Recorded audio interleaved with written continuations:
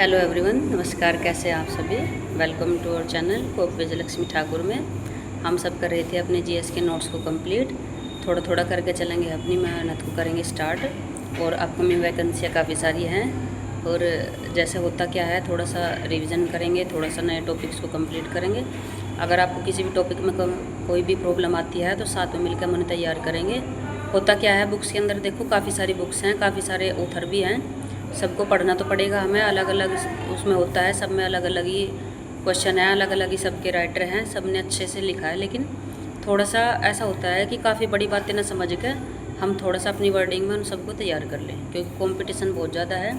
और उसमें प्रॉब्लम क्या आती है कि तैयार करने में ज़्यादा टाइम लगता है। तो आप उसे ऐसे स्टार्ट कीजिए, थोड़ा थोड़ा सा अपने टॉपिक्स को लेकर हम करके चलेंगे कंप्लीट। और आप अपने वाइट शॉर्ट नोट्स बनाते रहिए, तो हम सब करेंगे मिलकर तैयारी। चलिए शुरू करते हैं आज का हमारा टॉपिक। आज का हमारा टॉपिक है काल। सबसे ज़्यादा इम्पोर्टेंट हिंदी का क्वेश्चन है, टॉपिक है, और इसके क्वेश्चन सबसे ज़्यादा इम्पोर्टेंट है, सबसे ज़्यादा आता भी है।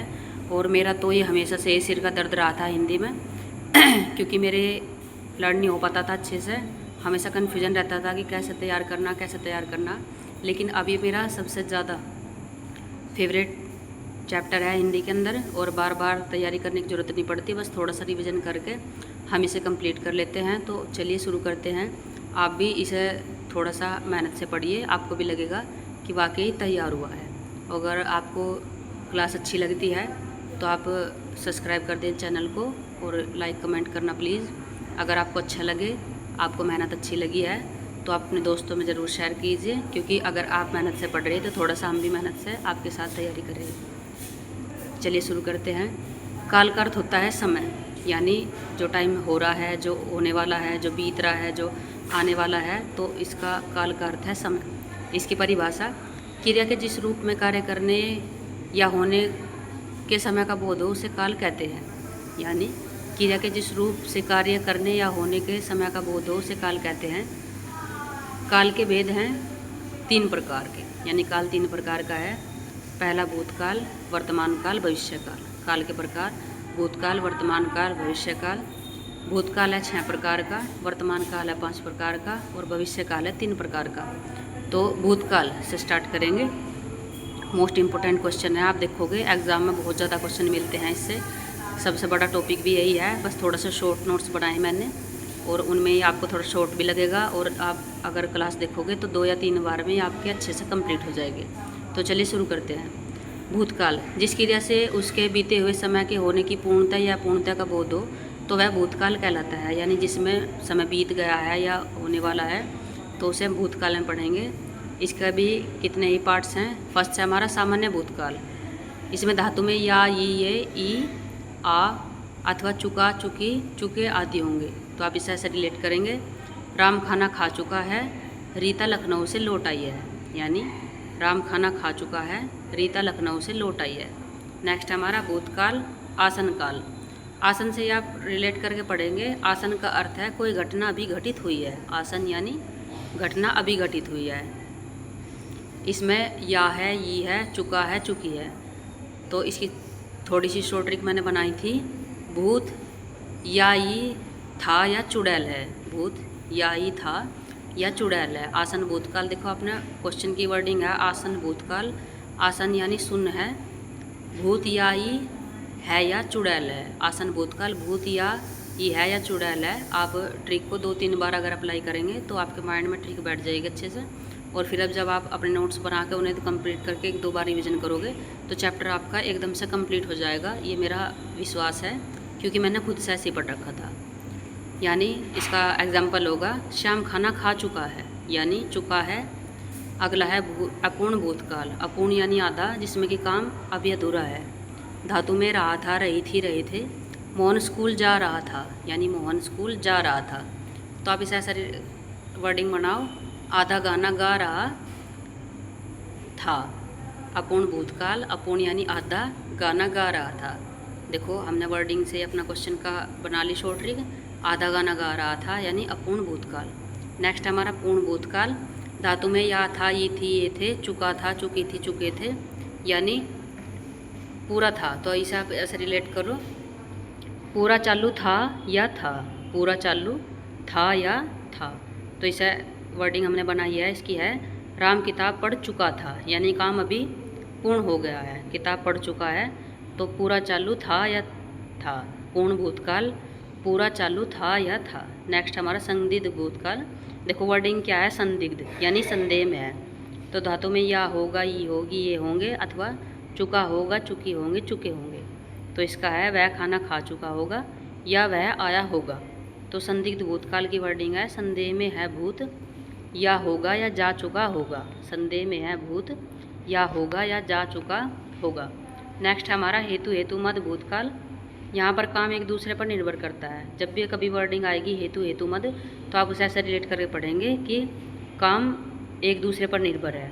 अगर वर्षा होती तो फसल अच्छी होती, अगर वर्षा होती तो फसल अच्छी होती। अगर आप एग्जाम्पल दूसरा लेना, अगर आप मेहनत से पढ़ते तो आप कामयाब हो जाते, अगर आप मेहनत से पढ़ते तो आप कामयाब हो जाते। अगला है हमारा वर्तमान काल। आपने जैसे पढ़ा था शुरू में, हमने इसकी ट्रिक बनाई थी 653। भूतकाल 6 भाग है, वर्तमान काल के 5 और भविष्य काल के हैं 3। तो अब हमारा स्टार्ट हो गया वर्तमान काल। सामान्य वर्तमान, देखो वर्तमान हमेशा एक जैसे ही रहेगा, बस थोड़ी सी वर्डिंग चेंज हो जाएगी। जिसमें क्रिया का वर्तमान काल में होना पाया जाए। सामान्य वर्तमान जिसमें क्रिया का वर्तमान काल में होना पाया जाए। मोहन पढ़ता है, यानी मोहन पढ़ रहा है और अभी भी पढ़ता है। नेक्स्ट हमारा तात्कालिक वर्तमान। तात्काल यानी तत्काल, एकदम से, यानी अपूर्ण वर्तमान काल। इसका अन्य नाम भी है अपूर्ण वर्तमान काल, जिससे क्रिया हो रही हो। तात्कालिक वर्तमान जिसमें क्रिया हो रही हो।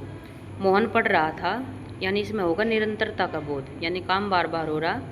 तात्कालिक वर्तमान मोहन पढ़ रहा था, निरंतरता का बोध। पूर्ण वर्तमान जिसमें कार्य की पूर्ण सिद्धि का बोध हो। वह आया है, यानी कार्य पूरा हो गया, वो आ गया। अगला है संदिग्ध वर्तमान जिसमें क्रिया के होने में संदेह प्रकट हो। संदेह है मोहन पढ़ता होगा, पता नहीं मोहन पढ़ता है, सो गया होगा या उठ रहा होगा, तो संदेह में है बात, तो मोहन पढ़ता होगा। नेक्स्ट है हमारा संभाव्य वर्तमान। संभाव्य यानी इसमें कार्य पूरा होने की संभावना रहती है। मोहन आया हो, क्या पता मोहन आया हो, जिसमें काम पूरा होने की संभावना रहती है। ऐसे ही है हमारा नेक्स्ट भविष्यकाल। इसमें है सामान्य भविष्यकाल जिसमें क्रिया भविष्य में काम होने की सूचना दे रही है, यानी काम भविष्य होगा, वह घर जाएगा। नेक्स्ट हमारा संभाव्य भविष्यकाल जिसमें क्रिया के भविष्य में होने की संभावना हो। शायद चोर पकड़ा जाए, यानी शायद चोर पकड़ा जाए, पक्का तो पता नहीं है चोर पकड़ा गया या नहीं पकड़ा गया, तो शायद चोर पकड़ा जाए। नेक्स्ट हमारा हेतु हेतु मद भविष्यकाल जिसे एक क्रिया का होना दूसरी क्रिया के होने पर निर्भर है। मैंने आपको बताया था हेतु हेतु मद अगर जब भी होगा तो आप ऐसे रिलेट करके पढ़ेंगे कि एक काम दूसरे पे निर्भर होगा। जैसे वह कमाए तो मैं खाऊं, अगर वह जाए तो मैं आऊं, अगर वह सोए तो मैं जागूं, ऐसे करके अगर काम क्रिया के होने में हो। थोड़े से क्वेश्चन तैयार कर लेंगे। सुकृत वर्ण से सुंदर है, इस वाक्य में कौन सा कारक है? जब तुलना हो तो अपदान कारक होगा। हमेशा आप वर्डिंग को लर्न कीजिए, जब भी किसी की तुलना होगी तो वहाँ अपदान कारक होगा। अगर समय की बात आए, पूछा या बताया जाए तो वहाँ होगा करण कारक। नेक्स्ट है क्रिया का प्रभाव या फल जिस संज्ञा सर्वनाम पर पड़ता है उसे कौन सा कारक कहते हैं? जैसे माताजी ने बच्चों को गाना सुनाया, को है कर्म कारक, यानी माताजी ने बच्चों को गाना सुनाया, यह है को कर्म कारक। जिसे देखता हूँ वही स्वार्थी निकलता है, यह है संबंध कारक।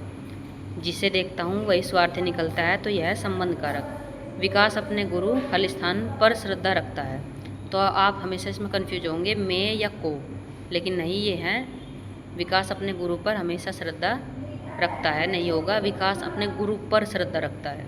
ये मोस्ट इम्पॉर्टेंट क्वेश्चन है, आप देखेंगे सिलेक्टेड क्वेश्चन है यूपीएसआई के, यूपी पैट के और यूपी कांस्टेबल के, जो अच्छे क्वेश्चन हैं जिनमें कन्फ्यूजन होता है, तो मैंने नोट कर लिए थे, तो आप उन्हें रिलेट करके पढ़ो। नेक्स्ट है बच्चा सांप को देखकर डर गया, अपदान कारक होगा इसमें, डर गया यानी दूर हो गया। आप इस वर्डिंग को रिलेट करके रखेंगे, तब भी अगर ऐसा आएगा कि डर गया यानी दूर हो गया। देखो थोड़ी सी मेहनत हम भी आपके साथ करते हैं, आप भी अच्छे से पढ़ाई करो अपनी, और टेंशन लेने की कोई ज़रूरत नहीं है, क्योंकि सिलेक्शन सभी का होगा, लेट हो या जल्दी हो सिलेक्शन सबका होगा। बस आप एक वे में अपनी मेहनत को करते रहिए। थोड़ा सा अगर बड़े बैनर है या बड़ी क्लासेस होती हैं उनका नाम है, तो अच्छी बात है, आप वहाँ भी पढ़ो। लेकिन ऐसा होता है कि बहुत बार, अगर पुरानी कहावत है गांव में, अगर किसी को कोई प्रॉब्लम है तो बड़े बड़े सर्जन के पास उसका इलाज नहीं मिलता, लेकिन एक छोटा सा डॉक्टर ही उसे अच्छे से सही कर सकता है। ऐसे ही अगर हम होते हैं, हम स्टूडेंट हैं, आपस में हम एक दूसरे की प्रॉब्लम समझ सकते हैं कि आपको किस तरीके से पढ़ना, किस तरीके से वो करना। तो थोड़ा थोड़ा शॉर्ट ट्रिक चला के हम अपने माइंड को तैयार रखेंगे, थोड़ी थोड़ी वर्डिंग में हम अपने टॉपिक्स को कंप्लीट करेंगे। आप ऐसे ही हमारे साथ में, हम आपके साथ में तैयारी करते रहेंगे। और आप कमेंट करके बताते नहीं हो कि आपको क्लास कैसी लग रही। थोड़ा सा आप देखिए, मेहनत करके रखी है, नोट्स वगैरह अच्छे से बना रखे हैं, क्योंकि बुक्स में तो सबके पास है, बुक्स तो काफ़ी अच्छी अच्छी भी हैं, लेकिन स्टूडेंट को पता रहता है कि स्टूडेंट को प्रॉब्लम कहाँ आने वाली है। और नेक्स्ट वैकेंसी आने वाली है, यूपी कांस्टेबल है, यूपी एसआई है, यूपी पैट है। तो आप अच्छे से अपनी तैयारी को कंप्लीट कीजिए और विदाउट फ्री माइंड होकर, क्योंकि लास्ट टाइम पे ये भी नहीं पता चलता कि ताला कौन से गुच्छे से खुल जाए। तो चलिए नेक्स्ट है क्वेश्चन हमारा, कौन से कारक चिन्ह तत्पुरुष समाज में नहीं आते हैं? तो कर्ता या संबोधन होगा इसमें। कारक का संबंध होता है क्रिया से। वहाँ एक सभा हो रही थी, इसमें होगा अधिकरण, जिसमें में या पर हो तो वहाँ होता है अधिकरण। अध्यापक कक्षा में पढ़ा रहा होगा, वहाँ होगा संदिग्ध वर्तमान। अगर आप देखेंगे अच्छे से तो वहाँ पे संदिग्ध वर्तमान होगा। निकट भूत में कार्य व्यापार की संपन्नता का सूचक है, वहाँ पे होगा आसन भूतकाल। क्रिया की निरंतरता को सूचित करने वाला वहाँ होता है वर्तमान काल, तात्कालिक वर्तमान। राम ने जंगल में एक शेर देखा होगा, तो वहाँ पे है संदिग्ध भूतकाल, पता नहीं देखा है नहीं देखा है, तो आप ऐसा रिलेट करेंगे। नेक्स्ट है हमारा राम नाचता होगा, इसमें है संदिग्ध वर्तमान, क्योंकि श्योरिटी नहीं है। नेक्स्ट है राम नाचा होगा, इसमें है संभाव्य की संभावना बनी हुई है, पता नहीं नाचा है राम या नहीं। तो वैसे तो हमेशा राधा नाचती है, लेकिन ये एग्जाम्पल यहाँ राम के नाचने का है। नेक्स्ट हमारा मोहन परीक्षा देता होगा, इसमें संदिग्ध वर्तमान यानी अज्ञात वर्तमान। संदेह में है कि पता नहीं परीक्षा दे भी रहा है या नहीं।